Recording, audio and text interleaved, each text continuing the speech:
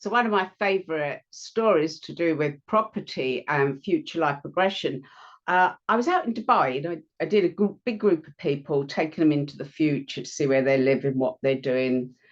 And one young lady, who's now one of my best friends, came up to me afterwards and said, "Oh, it must be fantasy. Perhaps we see what we want to see, but I saw myself living on this wiggly shaped island off the coast of Dubai." And she said, and I had like this mansion. It was just this huge, huge place. It's like a castle.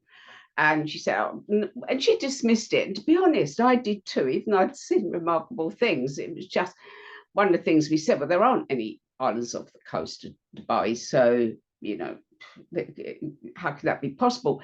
And it was about 4 or 5 years later, they announced Palm Island. And we immediately went, oh, wiggly shaped island. And after a few things happen. It's different in that part of the world. The office selling the property is supposed to be open 10 till 4. It was never open, never open. But she happened upon the guy selling the properties at dinner party. He said, "We got one left." Now, at the time, she didn't have money. Um, but somehow or other she managed to get a deposit together, and I stayed there. It was magnificent. It was like having a castle. It had its own beach, and she ended up with that for many years. Um, at the time, it seemed like nonsense, and it's very easy when you have these sessions think, oh, I just want to see that, or I'm making it up. But I always think just go with it, because so far everything we've seen has happened. Absolutely everything we've seen has happened.